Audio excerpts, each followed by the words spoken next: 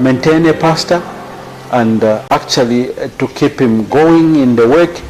And therefore all this was pointing to the fact that it could be weaned within a very short space of time. And looking at the men that were available, we were actually spoiled for a choice. Pastor Mwindulambewe himself would testify that whereas in many of these church plants, it's very hard to find men. He already had men working around him. And in fact, even before the elders were ordained at Hillview, there was already a sense of a number of men and actually expressing themselves through the gifts that they had. And so to see a young church, very, very young church, operating truly like a New Testament church was, I keep on using the word exciting, was exciting, because then we could therefore withdraw and take our energies elsewhere. And so when it happened that there were 3 men ready for the eldership, and our missionary pastor there came and reported to us that there are these men that are ready, we came around and really examined them, and also spent a bit of time just hemming in what he had already done with them, what he had already bequeathed to them in terms of the work of eldership. And that work was also very straightforward. And in time, therefore, last year we set the elders apart, and the church therefore got established as an independent church. And now Hillview Baptist Church is our sister church. And they came in, and next to no time they said them as an eldership and the congregation were going to call our missionary pastor as their first resident pastor. And we knew what this man was about. We knew generally his giftedness, and we also knew that indeed the Lord has called him to this aspect of ministry. And therefore we said, if the church says so, we will release him from us as a missionary pastor, for him to become the first resident pastor of Hillview Reformed Baptist Church. And so when we look at the history of Hillview Reformed Baptist Church and what the Lord has done at Hillview, it is that we had this intention of this area suitable for establishing a church. And we didn't know that the Lord was working in the heart of Mwindula. And Mwindula came and after his internship with us said, dear elders, I sense the Lord calling me to plant a church in this direction. And we therefore did not hesitate to say, yes, you go. And then Mwindula starts the work. There are people saying, yes, we need to come around, and come around him. But Mwindula, we could see then he was really running with the ball. And that for us was answer to prayer. But also, we had people who were supporting us in terms of supporting him. And you therefore are able to trace that all this was the hand of God. In terms of the man being called, resources available for him to immediately put his hand to the plow.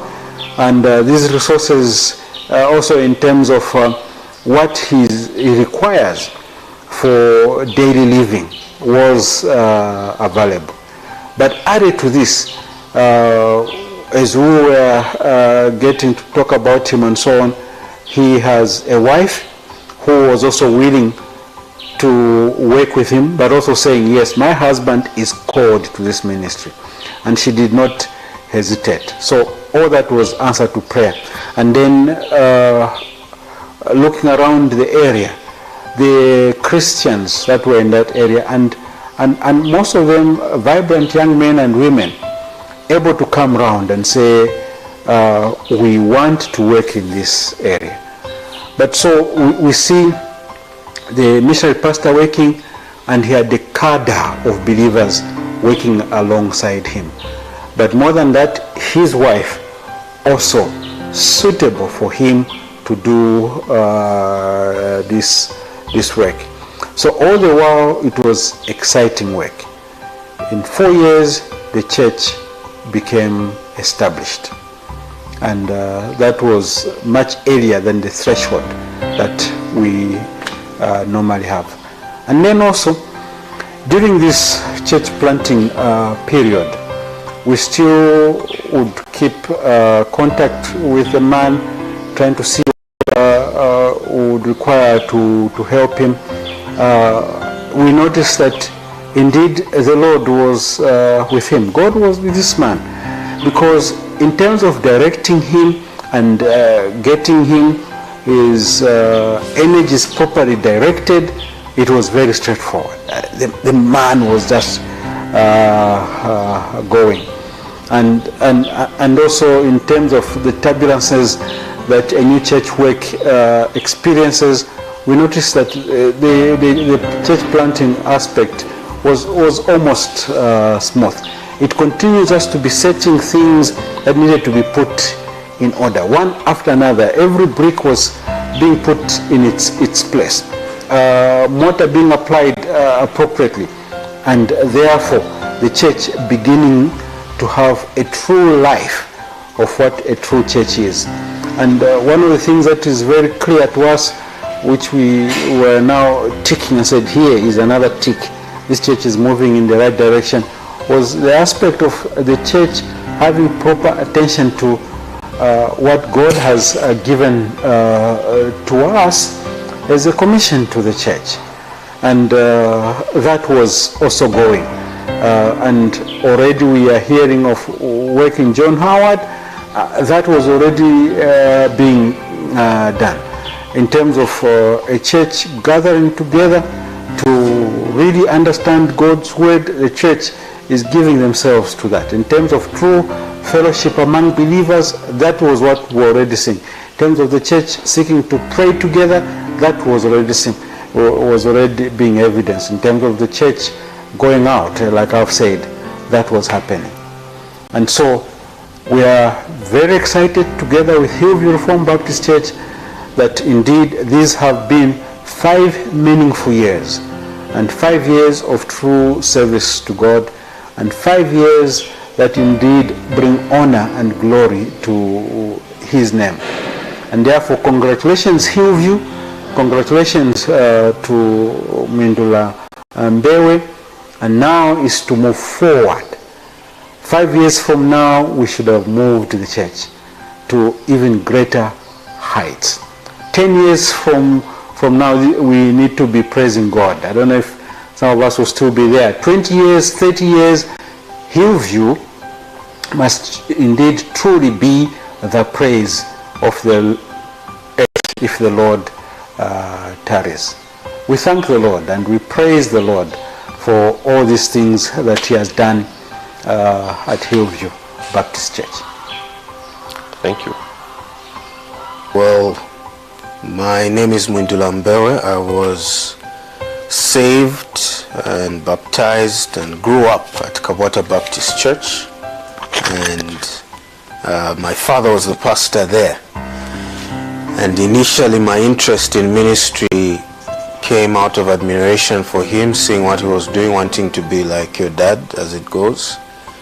But as I developed, grew up into my years participating particularly in church ministries, I found great fulfillment from working, serving in the church.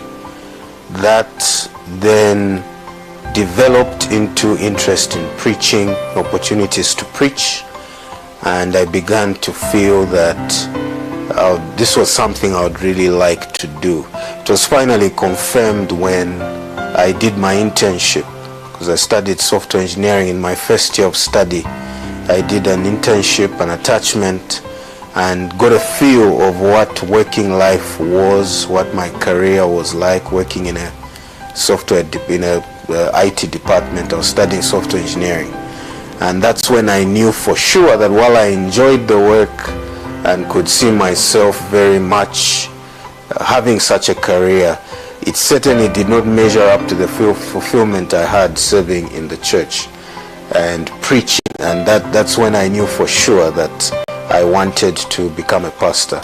Little did I know it would be 10 years before I would have that opportunity. So 5 years of study and 5 years of working. And so it was only later that I was able to get 10 years later that I got an internship at my church, Kabota Baptist Church, for a year. And that was really the training that I had. My years growing up at Kabota Baptist Church, as well as the internship training. And that's what was the foundation for me to now take a step into ministry. And even when I recall applying for a visa, and they were asking me, so you've changed career from being an IT person, now you're now a pastor. How did you make that change? And I just said an internship, and they couldn't understand. They were saying, but you haven't studied anything, you haven't done anything. But that was really my training, my years of development, serving in church, as well as the internship, working with pastors and getting a feel of that. I was already doing student ministry along with brother Philemon Lungu in the area, and I noticed that there were no churches, at least Baptist churches, but there were plenty of Pentecostal churches in the area. And so my mind thought, hey, it might be a good idea to start something in this area. And so when I saw that my preference, which was to pastor an established church, wasn't really panning out, I had some offers from 3 or 4 churches, 2 in Lusaka, 1 or 2 outside of Lusaka, but somehow it wasn't really coming together. It wasn't fitting providentially for my family, my wife and my daughter. I decided that let me try planting a church in the Chalala area. And so the Sunday, identified a place to meet at, and announced at Kabota Baptist Church for a team to come and help distribute invitations for the launch of the church. And that's how we were set to launch on the 7th of October. I recall coming into the Hillview area a Sunday before and visiting 5 churches. I spent 20 minutes at each church just to get a feel which people, how's the attendance in the churches, what are they preaching in the churches, and things like that. Not one out of the 5 I visited were preaching the gospel. It was they were all Pentecostal, and they were all prosperity, sort of charismatic prosperity preaching churches. And so at first I thought, there's not much of a need in the area, but that really awakened me to the fact that there was great need for a gospel preaching church in the area. You've recently joked that the last 5 years has felt like 15 years, but perhaps zero in on the last 2 years of running the church and being pastor of the church. What has it been like? What have been the highlights and, if you may, the low moments? Yeah, I would say that it's been a blessing being a part of Hillview. And initially it did not look like we would have many people from Kabota coming to. I did not expect a lot of people to come and help, but I was surprised, first of all surprised to see just how many people were already staying in the area from Kabota Baptist Church, and encouraged by so many of them coming to help with the work.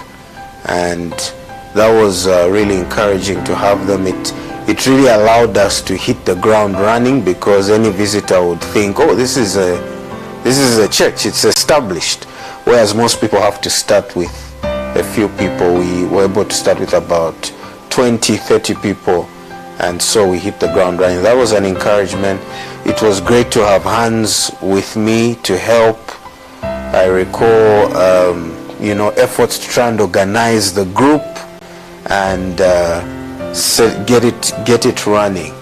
And so I just, committed myself to preaching, teaching, and running the Bible study myself on the midweek, as well as really using my home for all the visitors that we're getting, to invite them home, get to know them, share the gospel with them, and the work began to grow from there. Your deliverables, as one sent out to plant a church by Kabwata, it's really two things. One is to establish a membership, a church membership. When that's done, the second thing is to establish a leadership, so plurality of elders. And so it became clear after a while that it was about time to establish the membership of the church. And this was really coinciding with how God graciously provided resources for us to get to our own piece of land. We're renting a hall, and one of the people who were attending during COVID, when they couldn't get to their church, they decided to be with us while their church was not running, was not open. And they heard an announcement as we announced that the building we're renting had been sold, and were praying for a new place we could rent. And they offered that since they were staying in the area, as most of your attendees do, that they had a big enough piece of land at their home for them to allow us to pitch a tent for free. And so we went, looked at the land, and we said, would you allow us to buy the land? And they agreed. And that's how we got our own piece of land. We managed to order the tent where we now meet, and soon after moving, we were able to constitute membership. And so the first target was reached, and I would say 2 years later or so, we managed to hit the second target, and that was from the membership to appoint elders and have a leadership of our own, which we finally did in last year, 2023. And so from that point on, the church was pretty much autonomous. Okay, so we know that God himself built his church, but within your confined human capabilities, what does the future of Hillview Baptist Church look like? Yes, well, I always felt guilty for about the number of people that came from Kabwata, and Kabwata was very gracious to release them.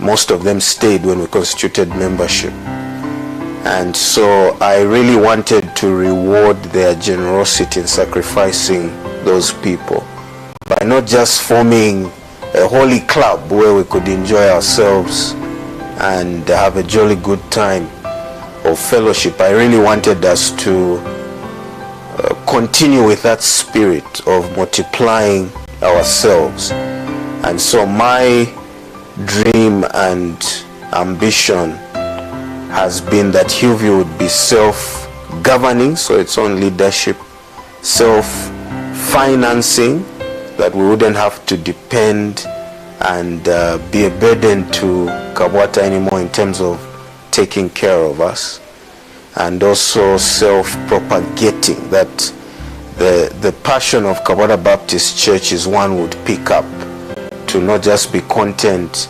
to remain as Hillview Baptist Church, but to multiply ourselves, to planting churches. And so that's the direction that I'm praying the church can move in. Also, I picked this up as well from Kabwata. My understanding or thinking around what a church should look like was more than just activity on Sunday. that a church should be active across the week, that even the church premises must, must not just die out during the week and then suddenly on the weekend things take off, but that it would be a hive of activity throughout the week, a hive of ministry. And so I really wanted and hope that Hillview can be a church where there's so much ministry happening, whether it's radio, TV, publishing, student ministry, orphan care, all these things, theological training even, just a hive of activity and ministry for the Lord. Then in terms of the future also, I've noticed that among the Reformed Baptist churches, we don't really have good facilities where we can, of our own, where we can have conferences, retreats, church camps. And so part of what I'd want for Hillview as we look to the future is to be able to develop facilities for that. I've always admired the Catholics, how they'll buy these big pieces of land and strategize, and think beyond just their local parishes, but have these convention centers and campsites and things like that. And so I would really want to partner with other churches in terms of ministry, but even in terms of having facilities that the Reformed Baptist churches can use. So those would be the things that come to mind. Are there any lessons that have been learned in the last 5 years of the existence of the church? Yes, what stands out to me, a few lessons. One is to marry well, and by that I just mean to marry, a believing spouse, one with whom you can partner and work with in ministry. I'm grateful for Namundi, my wife, who is very supportive. And I think it applies to anyone. You might not be in pastoral ministry, but you do want to be relevant to the church and to serve the Lord in the church. And if you don't marry carefully, that can really, stop you from being as effective as you'd want to be. The second one is that at Hillview, I've sort of ended up working with people who I was with at the Sending Church over the last 10-20 years, and just therefore the importance of integrity and a good testimony and living at peace with others, because Mr. Kevin Kaunda was my chairman in the children's ministry, who I worked under, and now he's one of the elders with me here at Hillview. Mr. Mackay, I recall him asking me to drive his family to Luansha when I was younger and when we were together at the Sending Church. And I'm just asking myself, Mr. Chingambu used to work at Kabata Baptist as an accountant when I was there living in my father's house. So I'm just asking myself if I gave into the flesh, in those years, I don't think they would have been agreeable to come and work with me. And I'm sure I made mistakes which have put people off who have not come to Hillview Baptist Church. But it just struck me the importance of, you don't know how God will use the people you are with today in whatever God wants to do with you tomorrow. So the importance of a good name, a good testimony, and working well with people, because you don't know, those will be the same people you end up working with in the future. And then the last one as a church planter is how you look at certain people and think, these will be with me, and these will be assets, and I'll be able to lean heavily on these I don't think so. And how God surprises you that those you thought would be key end up not really panning out for you, being as useful as you'd hoped, and vice versa. Those you never paid any attention to and thought would be helpful are the ones who end up being the most helpful. And I think it's just God's way of reminding you that it is his work. And that has really been the biggest lesson, to work hard, do everything I can, but understand that at the end of the day, It's the Lord's work. He'll supply the resources. He'll supply the people. And sometimes we spend so much time stressing even about ministries that, oh, how will this ministry work and function? Who will come alongside? But if it's the Lord's work, our role is really to be faithful, and He takes care of the rest. And then finally, just waiting upon the Lord. Hillview hasn't had a convert that I've seen from my preaching in 5 years, and it's been difficult, but it's important to keep being faithful in what God has called you to do, preaching, ministering, and then waiting upon Him to provide the fruit at His own proper time. Those would be some of the lessons. Thank you. Wow, people have shown up. Good. Let me ask, let's get quickly into a panel discussion. Let me ask Uncle George, Mr. Kaunda to come up. And I think I'll need 2 more people. There's Kondwelani. You did a video yesterday. Please come up. And Lina isn't here, is she? No, okay. Yeah, so please come up.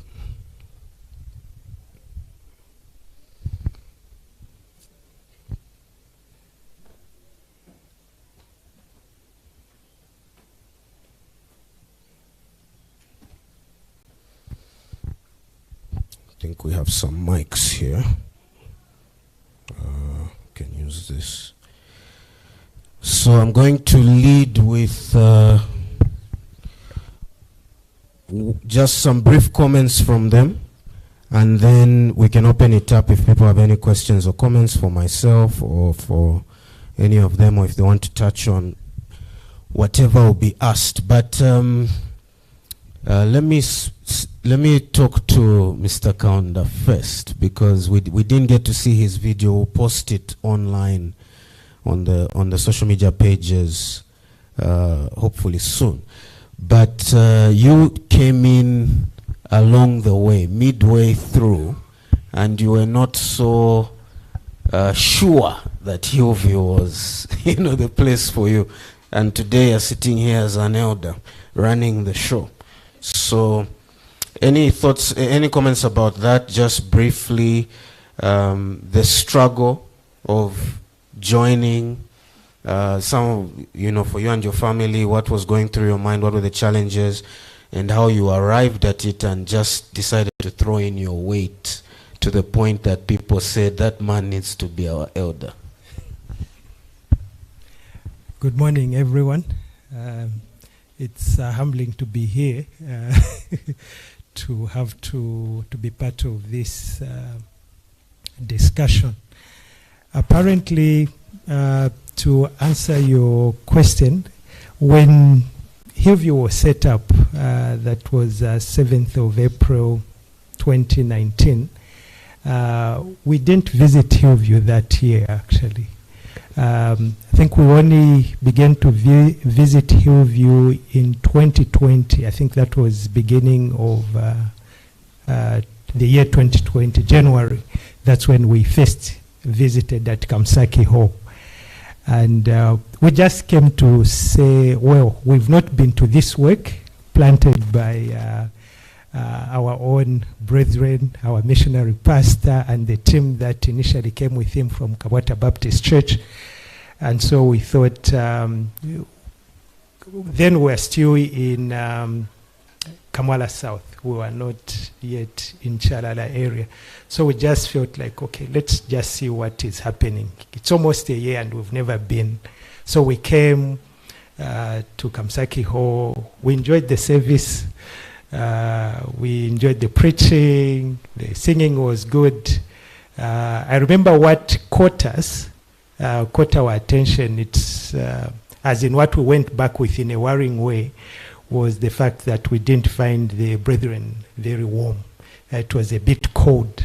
So that gave us something to talk about with my wife when we went back.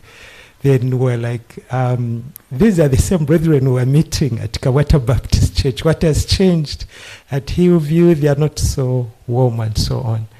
And then that same year, like building up on the incentive for coming. I got transferred at my place of work from Lusaka to Kitwe, and it threw a lot of family dynamics into confusion, because it meant I could only be here for weekends, and then Sunday afternoon I had to be on a bus going back to Kitwe.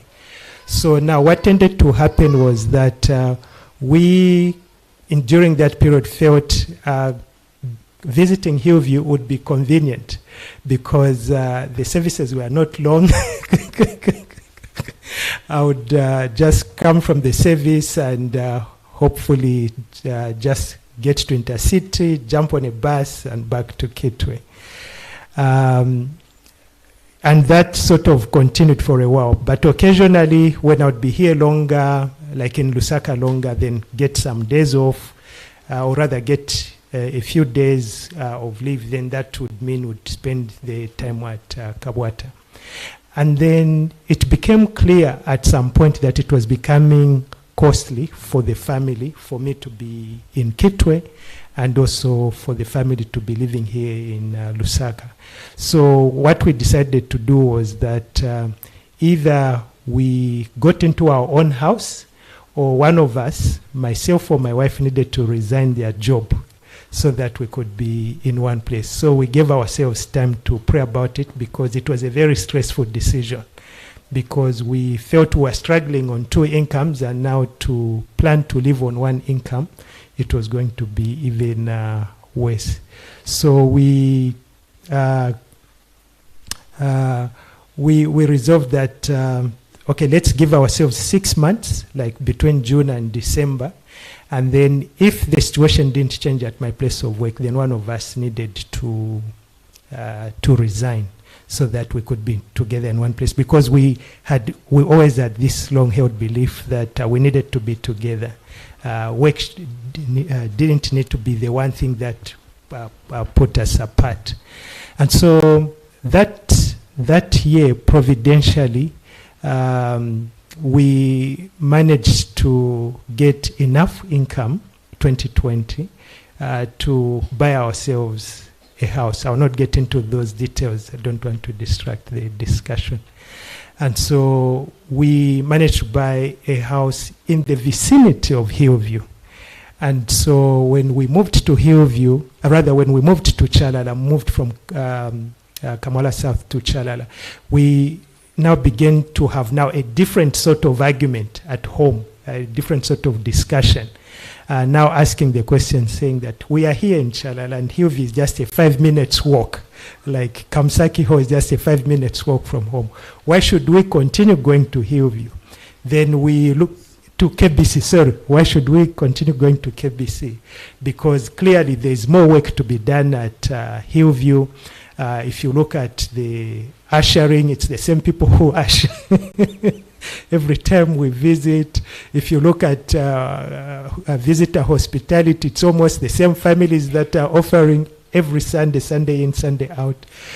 And then we also looked at the opportunities for growth in terms of outreach efforts, by the church, by the various activities pastor was putting in place, and then asking people to speak to the visitors and all that.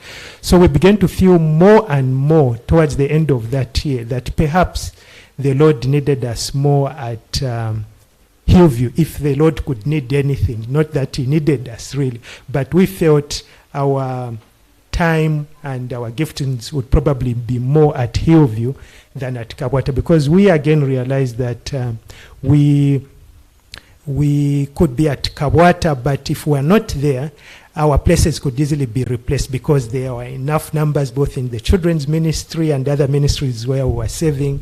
But at Hillview, we realized that if, for instance, key people were missing, maybe even in song leading, you could actually feel the gap. And so we began to feel more and more that the Lord was pointing us to Hillview, and that's where we began to gravitate and spend a bit more time. Sorry, it's been a long-winded answering. No, we expected it. We know you very well. Yeah. So I think it's a good testimony, because I think I remember them also feeling, he didn't bring it out, but I remember him also feeling, we feel like grandparents at Hillview. Even the children are calling us grandpa and grandma. So is this really where we need to be? But overcoming all that I didn't even know about, not feeling welcome, was, you know, getting as warm a reception as though they've wanted, but still thinking, let's serve, you know. So not a mindset of let me receive or let's see what we can get, but let's see what we can give. And how God has ended up using you and your wife and the family in a special way amongst us. Uncle George, briefly coming to you, Kabwata Baptist Church has a strong missional, almost tenet, you know, that we must be busy planting churches, but even at Hillview, we're finding there can be a bit of inertia, which I remember even KBC, hearing my father talk about it in the beginning. There were excuses from members, no, we don't have the resources, we don't have the people, we don't have them, and all these things. But they really just, the elders really just bulldozed and said, look, we are called to plant churches and let's get going. So any word to the Hillview members to urge them, encourage them, spur them about the importance of church planting, and the importance of a church as small as we are to commit ourselves to that in a minute or two. That's impossible. God has called his church and given the church a commission, and that is that, and it's a commission that we are all aware of. And our commission is to spread the gospel. And it is important for a local church that it fulfills that commission. Especially a church like Hillview, where a lot of things have just fallen in place. And fallen in place pretty quickly. And it is necessary, therefore, that every member of the church is engaged in a ministry, or one or another, where you can fully utilize your gifts and your talents in reaching out to the lost world. Secondly, a church must be missional in all aspects, in your endeavors, deliberately, as an eldership and as a membership. You must see to it that the gospel is spreading. Now, when Kabwata Baptist Church undertook the first international missionary enterprise, one of the things that was indeed rife in discussion in the eldership was about resources. And we were able to see that we did not have the resources required to send a man to Botswana. But God surprised us. Resources were made available, and therefore we sent a person to Botswana.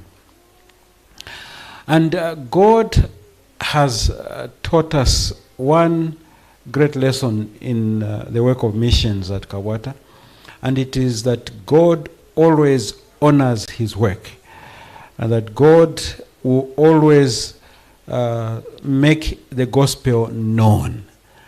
And churches, therefore, must be planted, and he will plant churches. That is what God is going to do. And we realize that if we do not go out as Kabwata Baptist Church, God will find other churches, and they will do the work.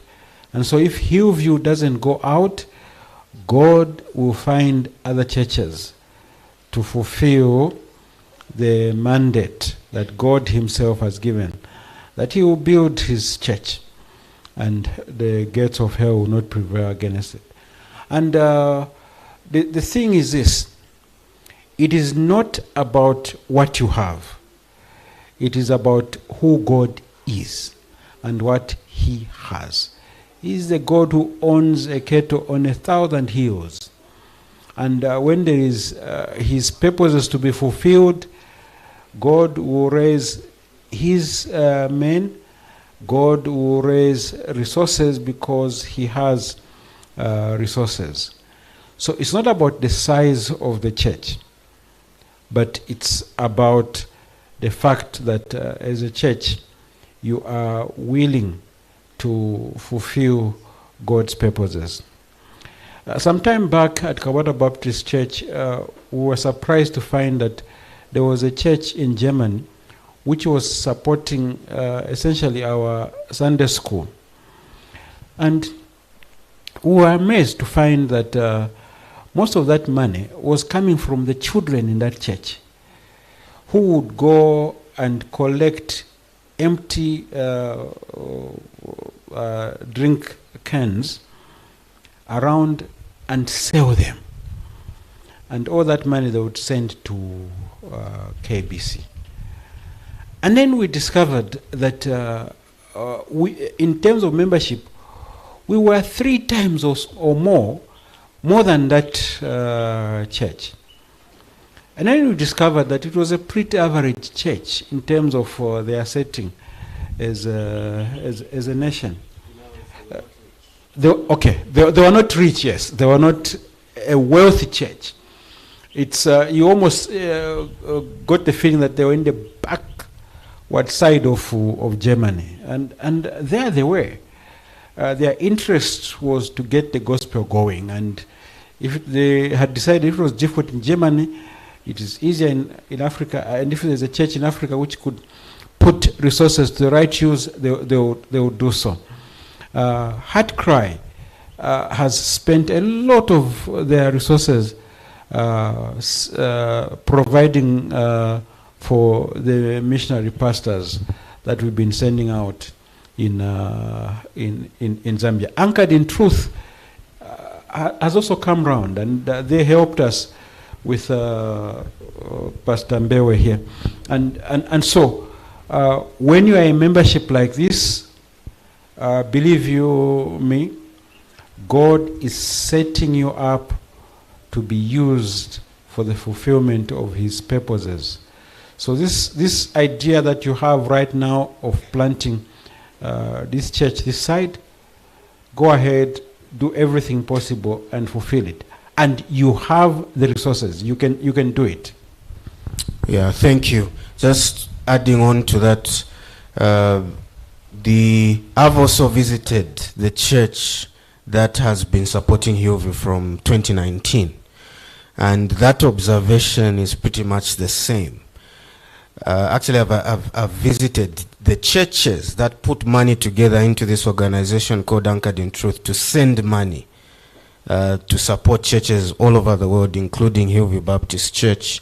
Though the shock for me was how ordinary those people were. In fact, economically, if comparatively, right? We are here in Zambia with Zambia's economics. They're there in America with American economics. We are actually better off, the people you here, than they are in their economy. We are wealthier in our economy, this group, this demographic, with your jobs, the money you make, where you stay, than them. I met a guy who was an engineer at a church in Shelbyville, Tennessee, a church in Tennessee, and he was saying, I just got a call. I'm an engineer, trained engineer. I just got a call from my bosses. They called me into the office and they laid me off. And I said, why are you laying me off? They said, today's your last day. Why is today my last day? You are not performing. And he said, okay, show me my performance reviews, because we do performance reviews. Show me where it shows that I'm not performing. And they just gave excuses and they said, look, your job is done. We don't want you here anymore. And now, from an engineer, he fixes air cons. He had to join his father-in-law's business to be fixing air cons. And he told me how he was so fulfilled in the engineering role he had, but now he's fixing air cons, and it's hard work, it's manual work. And this is a guy who came for an evening meeting where they said, our missionary has come from Zambia, come and meet him. And he came from fixing those air cons, came and looked for me from the crowd and came to say, brother, thank you for the work you're doing. We are supporting you. And I felt like I wished I could carry my congregation. Say, come and see those who are sweating to give us money. And they, by the way, take this as official announcement. In July, 17 people from that church are coming. They've bought air tickets. They sent the message to me. They are coming to say, give us some work to do. We want to see the work and want to put our hands to the plow. And so it's my prayer that you can be missional, that life doesn't end with us here enjoying ourselves. God has called us to go beyond the four walls of Hillview Baptist Church and get the gospel out there. And if we're not doing it, we're failing. And as Uncle George has said, he will find other people and we'll miss out on the blessings. Because God does bless those who are faithful and labor for him in his vineyard. Last comment from Condolan before we open it up. Yesterday's video, you said something interesting, that as you were looking for a church in Lusaka, because your arrival in Lusaka from the Copper Belt coincided with the start of Hillview Baptist Church, and you liked the Hillview fit. Here's what he said in the video, because it wasn't only a place where I could serve in the church, but I was also happy that it was a place where my wife could serve in the church. And I thought, wow, I've never heard that one before. Normally it's, I want a church where my wife will have friends, and where my wife will be comfortable and feel welcomed and fit in. But he said, no, I was looking for a place where my wife could use her gifts. So I just wanted you to comment on that. What was that, where was that thinking coming from? And what was that all about? Because it's the first time I've ever heard it in my life. All right, thank you very much, Pastor. I did make mention yesterday in the video that one of the blessings of coming to Hillview Baptist Church for me as a husband and the father was the idea that my wife could also join the ranks and be of service. And largely a number of us or society has adopted what you would term a consumer mentality. So when you go somewhere, you want to think, what's in it for me so that I can enjoy myself, I can be comfortable and whatnot. And even when you come to the church, we tend to think of membership or join a body of believers because of what is in it for me. But coming to Hillview Baptist Church, for me, one of the things that was at the back of my mind was, what can my wife do as well? A body of believers where she can also be a part of the work and labor for her master, because she will one day have to give account to God. And I don't want to be the husband who was a hindrance because you didn't provide or introduce her to such an atmosphere as one at Hillview. So it was a great joy to come to Hillview, and how she found herself a place to be involved in and to work and to serve God with her gifts and abilities. And the thinking is also for all of us out there, as we think of joining churches, I'm sure some are still at that point in time. If you come to Hillview, as Pastor has mentioned and others have mentioned, it's a hive of activity. There's a lot going on, and there's always work. Yesterday, Pastor Kaunda mentioned that there's a plow, and all of us can have our footprint on that plow and work. And it's a criteria you should think of, what can you do, and not necessarily what should be done for you, what can you do as part of this body of believers. As a young man, as a young woman, as an older man, as an older woman, there's always something to be done. There's the Great Commission that we've been hearing over the last few days, and there's a role that you and I can play. There's a song that we often sing, there's a work for Jesus, and one of the lines says, there's a work for Jesus none but you can do. And the idea is that all of us have work to do. Thank you very much. Husbands, next time your wife comes to you and says, this church, I don't feel welcome here, the women don't talk to me, you know what to answer now, eh? We are not here to get, we are here to give. Okay, life is not about us, life is about God. You're not answering. Where are the husbands? Yeah, so I think we really need to, even the best marriage is a marriage where the husband is consumed with pleasing his wife and the wife is consumed with pleasing her husband. The worst marriage marriage is where the husband is always consumed with, she doesn't do enough for me, she doesn't meet my needs, she doesn't satisfy me. And the wife, you go to the wife, she's also saying, he doesn't meet my needs, he doesn't satisfy me, he doesn't. That's the worst marriage. And likewise, the best church is not where members are saying, what about me?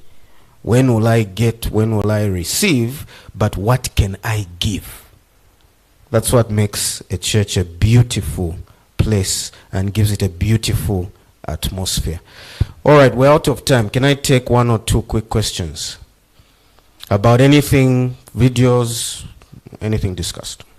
If there's none, we can cap it off. But yes, one over here. Which one will be the last one? Is there anybody else? Apart from my daughter who's raising her hand, who's only 5 years old.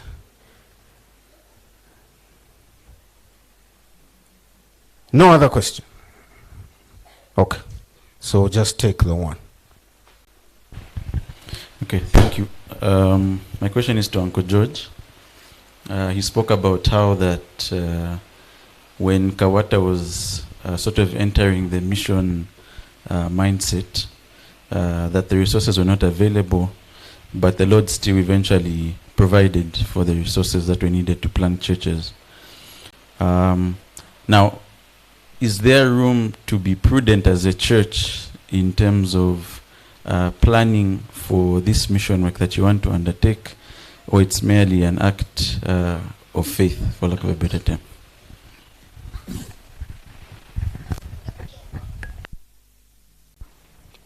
You understand the question, Uncle George? I haven't understood it. So prudence, or maybe you understand it, you can. Well, I thought the question is, should you have enough resources before you launch out? Or should you plan to have resources? Okay.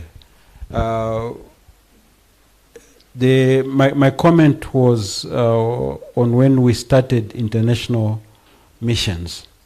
And when you read the history of Kawata Baptist Church, the first missionary enterprise was really from the human perspective by accident, really, that a church said, come and help us. But all that is history. I think what you need to do as a church is to ask yourself the question, what is the church supposed to do? And what are you supposed to be as a church? And when in Malachi the church is given the command to bring all his resources to the storehouse, it is not about the measure of those resources. It is the fact that there is a place where you need to take your tithes and offerings and leave them there. And it is the responsibility of the church to plan to evangelize. And now, evangelism per se is expensive. And even when you do the work of church-based ministries, like student ministries, for instance, it will cost you a lot of money. Those who are engaged in student work, Daniel will tell you that you haven't budgeted that you have so much to Apex. But if you ask him, he goes deeper, and the money for vegetables is now using it on a thing. And that's the same thing with the work of missions. It's just that you must be missionary minded. You must be missional. And you will not ever have resources enough to venture into a number of these things. Yesterday we heard of a church that was investing its extra resources in some unit trusts to make more money. God hasn't told us to do that. He hasn't told us to take our money, go and invest it in an account to gain more interest and so on. What He's told us is that is His money, we must use it. to fulfill his purposes. So, it is about having faith that God will do this. However, Christian prudence that you're talking about is a discussion in itself, because Christian prudence teaches us that you plan and then you assign resources which include people and so on. But Christian prudence also says that there are God's resources out there. And that is why even in our Baptist Confession of Faith, there is an aspect of interchurch activity. If you do not have resources, and you know that Lusaka Baptist Church has God's resources, you go and tell Lusaka Baptist Church, give us some of God's resources. But not that crude. It's the fact that you work together. But you must plan, you must venture out. And related to this is the aspect of faith. There's never been a time at our church where we have said, we've got money now to go to this place, let us find the money, then we will send this person out. Even when we were thinking of Hillview, at that time, we really didn't know where resources were going to come from. Our budget was very tight. But we said, well, we have been thinking about this area. There is a man ready to go. Let us go ahead and ordain him, and the rest is leave to God. And when Anchored in Truth came alongside, I can't remember, I don't know if you remember how many months later. About 3 months in. Yeah. And they came and said, look, we've got this. Where would you want us to spend this money? And at that time, we're really feeling, we don't know what we'll do with this man who has gone to Hillview. Resources are becoming very, very tight, and they were indeed very tight.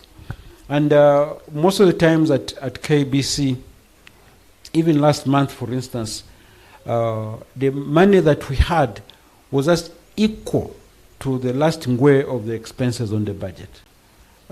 We didn't have any. And yet, at the moment, we've got 4 men waiting to be sent out. They're saying we are ready to go. We want to be sent out. 2 of those are actually international missionaries. And we're saying we will go. We will send out these men. But the resources will come from God. So we will plan and express our faith to God, and therefore we will pray. But in so doing, we will also endeavor that these men, when we send them out, they don't waste the resources. They are proper men, they are properly prepared. So the human side, we do what is needed to be done, and that means therefore that yes, we will plan, but we will endeavor not to stand in God's way. Thank you. I hope that answers your question. Yeah, let me add before we close our time. My dad, Pastor Conrad Mbewe, pastor of Kabata Baptist Church, once said, put it this way to me: money follows activity. So in other words, you can sit around and say, oh, we want to plant a church in Hillview. We need money for the land, we need money for the pastor, we need money for the, and we are fundraising, and you send out messages. Can we have money? Can we have money? Or you can send the man and start work, and you see what God will do. He will send the money. So Kabwata never starts with money. Where's Wilson? He needs to be hearing this. Yeah. So Kabwata never starts with the money. No. They start with, we have a man, and we've been called to send men. Let's send him. And then God provides the money. And has God ever failed to provide the money, Uncle George? Actually, we've always been surprised by God, because in all those aspects where we have sent out, money seems to follow. Even the work in Botswana, which really was quite a debate when we went out. Ultimately, what made us recall that man wasn't about the resources. It was just that Botswana introduced a law that made it difficult for us to sustain that man, because they required a lot of things that a foreigner could not fulfill. It's the same thing in Rwanda. We've got 2 church plants in Rwanda in answer to those men from Rwanda. But those men have shown us that there's greater need. We would have sent a few more people to Rwanda, but the laws in Rwanda just negate the fact that you can send someone from outside Rwanda to go and do church planting. And in fact, they require them to have certain qualifications in theology. So both of them, we were therefore asking them to do theological training. One of them died. Okay. Yeah, so basically activity. I was going to show that even that has shown that it's still God's work, and he has already raised another man who has not seen the resources, but is saying, I'm going to go. Okay.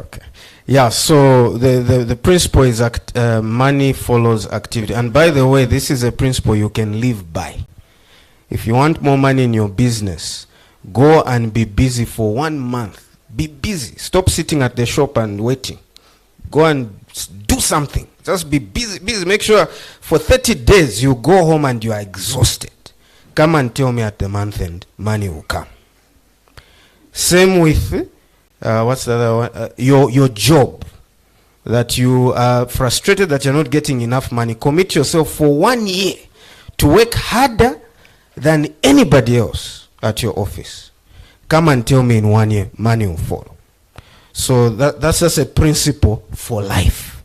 That where people see there's value here, that's where they want to put their money. We have been busy in Jack. People are knocking to give money for Jack because there's activity. We've started doing activity. Other churches are coming saying, can you take over us so that you oversee the work we are doing? Why? They've seen activity. That, these people are interested in planting churches. Had we been sitting and praying and waiting for money, we would not be anywhere today. So let's work and God will send the money. Amen.